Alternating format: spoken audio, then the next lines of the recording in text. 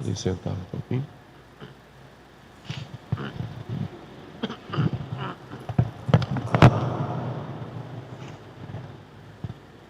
Reverendíssimo Padre Eduardo, queridos irmãos,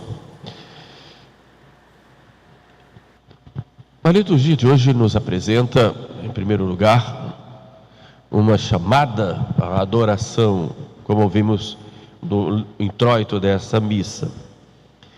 E o ato de adoração que nós podemos, no dia a dia, praticar, é lógico que a adoração é um ato interior, é algo interno, eu adoro, mas que exige também de nós atitudes externas que expressem o que há dentro de nós. O ato diário é a oração. A oração que é uma elevação, como diz Santo Agostinho, do nosso pensamento a Deus, para adorar, para pedir misericórdia, para agradecer e para pedirmos as graças de que nós necessitamos. A adoração sempre, ou melhor, a oração é sempre um ato de amor e de humildade diante daquele que é nosso Senhor, nosso Deus, mas também está tão próximo de nós, porque se fez homem, sendo assim nosso irmão e nosso amigo. O Evangelho de hoje nos mostra duas pessoas que vão ao encontro de Jesus e fazem a oração. O leproso, com sua impureza, e o centurião, na sua humildade, mas também na sua caridade para com o seu servo. Vejamos em particular esses casos e aprendamos um pouco como deve ser a nossa oração que mantém a nossa vida espiritual. O leproso vai aos pés de Jesus e ele se prostra e diz: Senhor, se queres, podes limpar-me. A lepra era, no tempo de Israel, no Novo Testamento, era já, também no Antigo, considerada uma doença maldita. O Senhor me feriu, dizia o leproso, e era assim que era considerado. Foi ferido por Deus. A lepra, evidentemente, não tinha o sentido que tem hoje, como nós conhecemos, como a hanseníase, qualquer doença de pele, até uma pequena mancha era considerada lepra. E quem declarava que a pessoa era leprosa não era um médico, e sim o sacerdote. Detectava aquele mal na pele e a pessoa então era retirada do convívio social. Era considerada impura, excluída da vida religiosa e da vida social. Era uma espécie de maldição. Muitos consideravam como consequência do pecado. Por isso o leproso estava sempre fora da cidade, muitas vezes dos acampamentos, e se reuniam em grupos, companheiros de seu infortúnio, de suas dores, de suas impurezas, do ponto de vista legal. E é um leproso desse que vai a Jesus. Não se podia tocar no leproso, nem chegar perto, mas ele vai a Jesus e se prostra diante de Jesus, adorando-o e dizendo: Senhor, se queres, podes limpar-me. Essa frase desse leproso é de uma profundidade tão grande que ele nos ensina como deve ser a nossa atitude, pobres pecadores diante de Deus. Senhor, reconhece que Ele é o Senhor, que Ele é Deus, coloca-se na sua posição de submisso. Senhor, Tu és o meu Senhor, eu sou o servo, estou aqui embaixo como servo para servir. Reconhece. Nós também precisamos reconhecer Deus como nosso Senhor. E se Ele é um Senhor, eu sou um servo. Estou aqui para fazer a sua vontade, para que Ele diga para mim: faz isso, eu faço. Não faça aquilo, eu não faço. Para que a minha vontade seja a expressão da vontade dEle. Assim é o servo. E aquele leproso diz: Senhor. Mas ele vai além. Se queres, mostra aí a vontade do Senhor está acima da minha. Não é do jeito que eu quero, não é segundo os meus projetos, os meus planos, mas segundo o plano de Deus. Quantas vezes vamos rezar colocando os nossos planos acima dos planos de Deus? Mas o próprio Cristo nos ensina a rezar, e lá no Pai Nosso Ele diz: seja feita a vossa vontade, não a minha. Eu não sei o que peço, como disse Jesus, não sabeis o que pedis, quando nós pedimos mal. Então, como nós não sabemos pedir, vamos na nossa simplicidade também pedir, mas colocar na condição: seja feita, Senhor, a vossa vontade e não a minha. Se queres, Senhor, eu sei que queres o meu bem, mas eu não sei se isso que eu estou pedindo é aquilo que é o meu bem. Por isso, se queres, Senhor, podes limpar-me. O leproso mostra aí a sua grande fé no poder de Deus, mas também fé no seu amor, e confia: eu sei que tu podes, eu sei do teu poder, eu sei também do teu amor, e eu me submeto com confiança. Se queres, podes limpar-me. Como eu faço a minha oração? Quando eu preciso das coisas, e sempre preciso, e vou a Deus, como eu rezo? Coloco os meus planos dentro dos planos de Deus. Procuro levar a minha vida segundo o projeto dele para mim. Podes limpar-me. E Jesus responde na ternura do seu coração: eu quero ser limpo. E tocar no leproso não se podia, mas Jesus toca, e com a sua pureza purifica aquele homem. É a resposta do coração terno de Jesus. Assim também nós, tantas vezes somos impuros pelas nossas maldades, pelas nossas desordens, pelos nossos pecados, e quando vamos a Jesus: Senhor, cura-me, Senhor, limpa-me. Tu podes, e eu sei que tu queres, porque tu mesmo disseste, Senhor: vinde a mim todos vós que estáis cansados e fatigados, eu vos aliviarei. Eu sei que tu queres, então eu vou com confiança e me prostro com humildade diante dele e peço: cura-me, Senhor.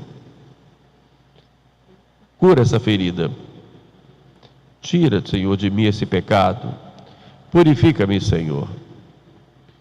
E o Senhor me purifica, porque Ele sempre responde com ternura, sempre acolhe. Nós é que muitas vezes, por causa do nosso orgulho, temos medo, vergonha, displicência, e muitas vezes achamos que nos bastamos a nós mesmos nas nossas soluções. Mas vamos a Ele, vamos com confiança, vamos submissos, vamos com humildade, mas vamos também com o nosso amor. Vamos com o nosso amor. Oração é um ato de amor. É com amor que se vai. Mesmo que seja um amor meio atravancado pelos nossos egoísmos, mas vamos. Olhemos agora a atitude daquele centurião. O centurião, o nome já diz, era um soldado, ou melhor, um militar romano, que tinha sob seu poder 100 soldados. Era uma centúria. E ele ficava ali em Cafarnaum, que era uma cidade ao lado do lago da Galileia, uma cidade muito movimentada, era uma entrada para o interior, vinham pelo lago, e ali tinha muito movimento sobretudo de pessoas com mercadorias, o grande comércio, e Roma tinha colocado ali um destacamento, e colocado aquele centurião. Ele era um homem cuidadoso e bem visto pelos judeus, embora ele fosse pagão. Ele não praticava o judaísmo, a religião, digamos, do Antigo Testamento, mas ele era bem visto, tinha ajudado na construção da sinagoga. Então ele estava ali em Cafarnaum, e ele, ouvindo falar de Jesus, ele vai a Jesus. Era um homem poderoso, tinha muitos soldados às suas ordens. Era um homem duro, porque tinha que mostrar ali para o povo a presença do poder romano, não só político, mas também militar. Mas era um homem bondoso e decidido. E ser bondoso, poderoso, decidido, não exclui ser humilde. E ele era humilde. E vai pedir, não para ele, mas pedir pelo seu servo. Senhor, diz ele, como disse o leproso, Senhor. Sendo um homem poderoso, vai a Jesus e o chama de Senhor. E quando você chama alguém de Senhor, como eu disse, você demonstra que você é servo, que está ali para servir. Essa é a primeira condição para irmos a nosso Senhor, a Jesus. Senhor, o meu servo está em casa paralítico.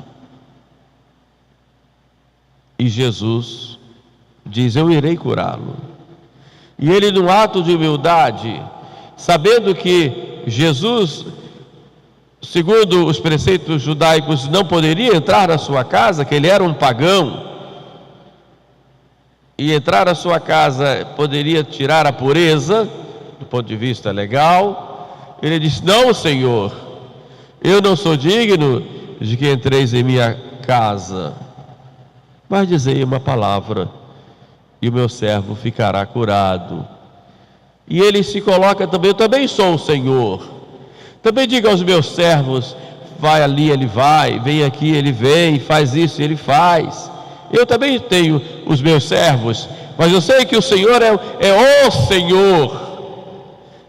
O Senhor também sobre a paralisia do meu servo, também sobre o mal, sobre a doença. Que confiança!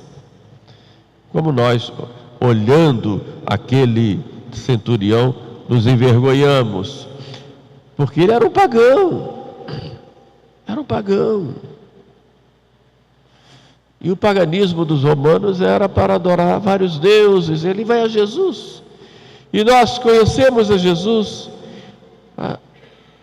nos encontramos com Ele na Sua palavra, nós o recebemos na Eucaristia, nós nos prostramos diante da mesa de comunhão, tantas e tantas vezes, mas temos, como aquele centurião, essa confiança, temos essa humildade, temos essa bondade, somos capazes de pedir pelos outros, ou somos egoístas nas nossas orações e só pedimos para nós? Eu não sou digno de que entreis em minha casa. Nós também não somos dignos, porque nosso coração, que é a nossa casa interior, está tantas vezes dividido, tantas vezes levado por tantas máximas que o mundo nos oferece, tantos condicionamentos sociais. Mas Jesus, Ele é tão bondoso, que Ele vai. Mas vejam aí o poder de intercessão, né, daqueles que há em nós. Nós temos um poder nas mãos, que é o poder de interceder. Porque pelo batismo, nós também temos o caráter sacerdotal, não como padre da missa, claro, mas o sacerdócio comum, como diz lá São Pedro, o sacerdócio real, que é o comum dos fiéis, pelo batismo, porque fomos consagrados, e como consagrados nós podemos nos dirigir a Deus como nosso Pai, e pedir, e falar, e agradecer, adorar, interceder, também pelos outros. É claro que essa intercessão vai necessariamente estar unida à Santa Missa, onde há o sacrifício do Calvário que se torna presente, mas vamos interceder, e é um grande dever de caridade nossa, pedirmos uns pelos outros. E a igreja, admirada com a atitude daquele homem, coloca na liturgia suas palavras, que cada vez repetimos: Dominus non sum dignus, Senhor, eu não sou digno de que entreis em minha casa, mas dizei uma só palavra, e minha alma será salva. Confiemos no poder de nosso Senhor, confiemos. Mas, encerrando a nossa reflexão, nesta homilia, eu coloco aí as palavras proféticas de Jesus. Primeiro, com relação aos não-judeus, aos gentios, como era o centurião. Depois, com relação ao povo escolhido. Com relação aos gentios, muitos virão do Oriente e do Ocidente e se assentarão no reino. Esse reino dele é ele mesmo ou a sua igreja. E outros, os filhos do reino, aqueles primeiros escolhidos, serão lançados fora nas trevas exteriores, onde haverá choro e ranger de dentes. A salvação é para todos, todos. Deus quer que todos se salvem. Deus não exclui ninguém. Nós muitas vezes dividimos o mundo entre bons e maus. Deus quer a todos. É evidente que Deus chama a todos. Vinde a mim todos, ide pelo mundo inteiro, pregai o Evangelho a toda criatura, todos. Nosso Senhor quer que todos venham para Ele, para o seu reino. De modo que nós não podemos excluir ninguém, nem discriminar ninguém, porque Deus chama a todos, e chama na sua condição, como está, e depois Ele vai com a sua graça transformando, e na medida em que a pessoa vai correspondendo, vai se santificando, vai no seu processo de conversão, mas Ele chama a todos. A salvação é para todos. Mas há, por outro lado, um perigo de nós que já estamos, como membros do seu reino, como membros da sua igreja, há um perigo de nós nos acomodarmos na nossa vida de fé, de acharmos que está tudo muito bem e transformarmos a nossa vida religiosa em apenas atitudes formais, em apenas regras exteriores. Vou à missa, me confesso de vez em quando, comungo, pago meu dízimo, estou muito bem. Mas nós sabemos que o processo de conversão ele é contínuo, é no dia a dia, e há um perigo de nós nos acomodarmos na nossa vida espiritual, acharmos que estamos bem e que está tudo ótimo. Além disso, olhamos para o lado e criticamos aqui e ali, como se os outros estivessem já perdidos. Nós não, eu não. Há esse perigo. E há o perigo do abuso da graça, porque Deus vai nos dando tantas e tantas graças para o nosso crescimento, para a nossa conversão, e nós corremos esse perigo. Então a resposta a isso é humildade. Quem está de pé, cuide que não caia. É humildade. Vigiai e orai. Humildade. Então, por isso, nossa atitude deve ser de vigilância e de cuidado, e sobretudo, repito, de muita humildade, sabendo que Deus nosso Senhor quer a nossa salvação, a nossa santificação, quer a nossa colaboração nessa grande obra do seu amor, mas precisamos ter humildade, sabendo que nós somos frágeis e que podemos cair. E quando caímos, devemos nos levantar, olhar para frente, olhar para nosso Senhor, com humildade. Senhor, eu não sou digno, mas o teu amor me salva, teu amor me transforma, não por mérito meu, mas pelos teus méritos. Vamos ter confiança nele, porque por esse amor que ele tem a nós, ele derramou o seu sangue até a última gota na cruz. Olhemos agora para Nossa Senhora, nossa mãe, com confiança, sabendo que ela cuida de nós e participa dessa grande obra de nossa salvação, e peçamos a Nossa Senhora a graça de muita humildade e a graça da perseverança até o fim. Louvado seja nosso Senhor Jesus Cristo.